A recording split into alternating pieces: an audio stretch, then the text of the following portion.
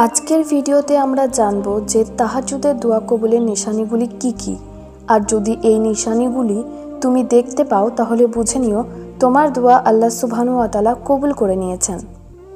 তাহাজ্জুদের দোয়া কবুল হওয়ার সবথেকে বড় নিশানিটি হলো যে তুমি তাহাজ্জুদ নামাজ পর্যন্ত পৌঁছে গেছো, অর্থাৎ তাহাজ্জুদ পড়ার তৌফিক তুমি পেয়ে গেছো এবং তুমি তাহাজ্জুদ পড়তে পারছো।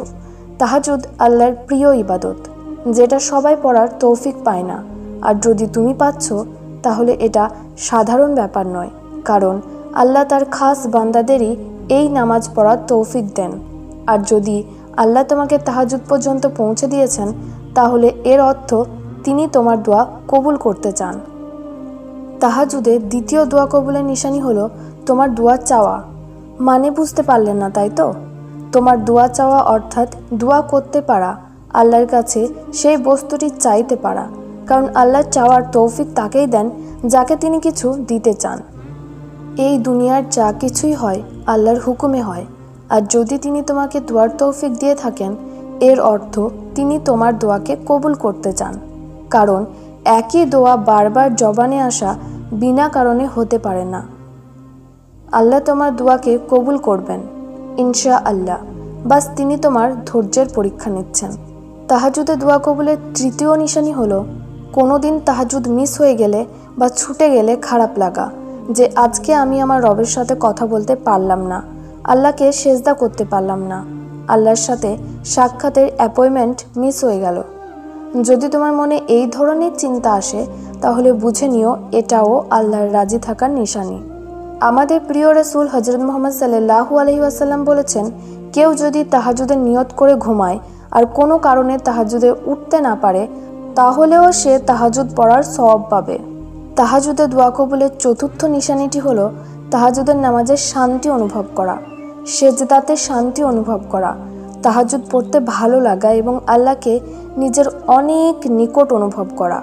আর এটা ভাবা যে আল্লাহ আমাকে তাহাজ্জুদ পড়ার তৌফিক দিয়ে দিয়েছেন, এটাও তাহাজ্জুদ কবুলের নিশানি। পঞ্চম নিশানিটি হলো দীর্ঘ সময় ধরে তাহাজ্জুদ পড়তে মন চাওয়া, অর্থাৎ বেশি বড় সূরা, লম্বা কেরাত এবং রুকু সেজদার তাসবিহগুলো বেশি পাঠ করতে মন চাওয়া। এটাও একটা লক্ষণ যে আল্লাহ তোমার উপরে রাজি আছেন। ষষ্ঠ নিশানি হলো গুনাহ থেকে মুখ ফিরিয়ে নেওয়া। যারা তাহাজ্জুদ পড়ে এই নামাজ তাদেরকে গুনাহ করা থেকে, পাপ কাজ থেকে বিরত রাখে। আর যদি কেউ দিনের বেলাতে গুনাহ করে তাহলে তার রাতে তাহাজ্জুদ মিস হয়ে যাবে, সে চাইলেও পড়তে পারবে না, সে যতই অ্যালার্ম দিয়ে রাখুক না কেন তাও পড়তে পারবে না। আর দোয়া কবুলের সপ্তম নিশানি হলো বারবার একই দোয়াকে চাওয়া। অনেক মানুষ একটা দোয়া করতে করতে কবুল হচ্ছে না বলে সেই দোয়া করা ছেড়ে দেয়, কিন্তু যদি তুমি একই দোয়া বারবার করছো বা তুমি আগে তাহাজ্জুদ পড়তে না, এই দোয়া তোমাকে তাহাজ্জুদ পর্যন্ত টেনে এনেছে, তাহলে বুঝে নাও তোমার দোয়া কবুল হয়ে গেছে এবং শীঘ্রই তুমি তোমার কাঙ্ক্ষিত বস্তুটি পেতে চলেছ।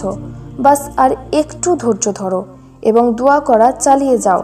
আল্লাহকে বলো, আমি তোমার নাছর বান্দা, আমি ছাড়বো না। আল্লাহ, আমি তোমার কাছ থেকে নিয়েই ছাড়বো। আমি তোমার নাছর বান্দা, তুমি না দেওয়া পর্যন্ত আমি ছাড়ছি না। সাদকায়ে জারিয়ার নিয়তে ভিডিওটি অন্যদের সঙ্গে শেয়ার করুন এবং আমার চ্যানেলে নতুন হলে চ্যানেলটি অবশ্যই সাবস্ক্রাইব করুন।